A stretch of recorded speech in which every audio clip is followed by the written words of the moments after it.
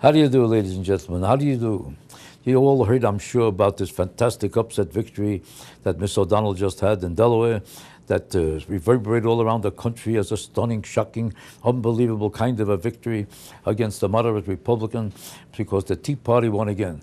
And this became unbelievable news to everybody because nobody expected it, because she came from so far behind and won.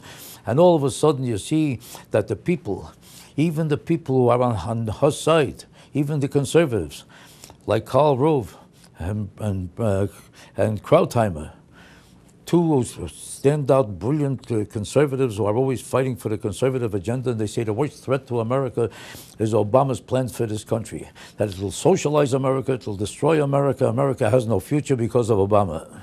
Now, they're all campaigning against Ms. O'Donnell. Now, why would a guy like Krautheimer, or this guy Karl Rove, why would these people are such staunch conservatives who fight for every conservative cause and consider Obama the greatest threat to this country? Why would they suddenly be attacking her? What is wrong with them? What psychological problem are they suffering from? If you claim the greatest threat is Barack Obama, and you have to overturn the Senate to create a Republican Senate, and each vote is so crucial because it's so questionable that each one state might make the total difference in who's going to hold the Senate the next year, next time, why would they start attacking her and destroy her chances of winning? What is this in what is their problem? It's certainly not logical. If your main objective is to win the Senate, then you might lose it if you attack her. Why embed in people's minds the fact that she's unqualified, she's incompetent, she hasn't got a chance to win? It's not like you have another candidate who might win. She already won. She was nominated. She's the candidate. What do you get? What is your purpose in trying to demolish her? What does Krautheimer get out of announcing on television that she has 1 chance out of 10 of possibly winning because she's basically an unqualified candidate? What has he got to gain by saying this? Let's assume he thinks she's unqualified. Is it more important to beat Obama's agenda, or to can have a conservative Senate, a Republican Senate, somebody who'll beat Obama's agenda, which he claims is his main purpose in life? Isn't that more important than whether you think she's so qualified? She's not a criminal, she's not a murderer. What difference does it make if she's not so qualified now? How does that serve any purpose to you? Why help her lose? If there's any chance, even if it's 1 out of 10 that she might win, shouldn't you try to multiply those chances to make it 5 out of 10? Or maybe it could become 10 out of 10. She performed a miracle before, maybe she'll create another miracle now. How do you know she won't? So you have to make it impossible for her. Karl Rove did the same thing. He said, I have to tell the truth, because I'm a journalist also.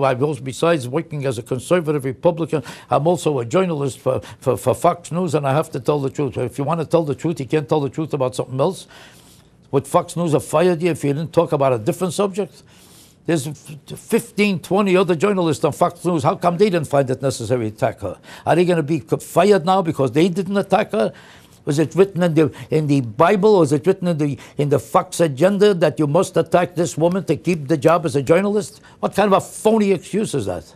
The truth of the matter really is that he went further than that. Karl Rove attacked her about 20 different things that are not even necessarily provable. He said himself, Karl Rove said that she might be able to prove that all these things are not necessarily true and they didn't really matter, and she might have a good way of answering them. So if she might have a good way of answering them, and if they might be really inconsequential in the long run, and she might be able to overcome it, then why mention it? Why attack her? Why wouldn't you? Why even bring it up if you're not sure if it's even true? And you didn't even give her a chance to answer these accusations. In a court of law, there's the opposing side is given a chance to give the other side. And you don't attack somebody without giving them the side to answer you, the opportunity to answer you. She's not there. What do you get out of embedding in people's minds that she's a worthless person and she doesn't deserve the job? What do you get out of it? What's the purpose of it? The purpose is that you people, both Karl Rove and Krautheimer, are both sick. And in this case, they became idiots and morons, even though they're brilliant in every other way. They became sick and they sound stupid and moronic. Krautheimer is himself a psychiatrist. He needs a psychiatrist to find out what's motivating him to do this, to find out what's sickness in him, because they felt that their purpose and their thoughts and their opinion didn't count, and somehow this happened, but without this coming to their opinion and their leadership, and their voice didn't matter, and they somehow had a different person in mind, and they felt she couldn't win, therefore, because nobody listened to them, and they didn't have a voice in it, and they weren't able to determine what they pleased, and it didn't happen against their best wishes. Therefore, their ego trip became 10 times more important than the consequences. They lost their point, and they don't care about the point.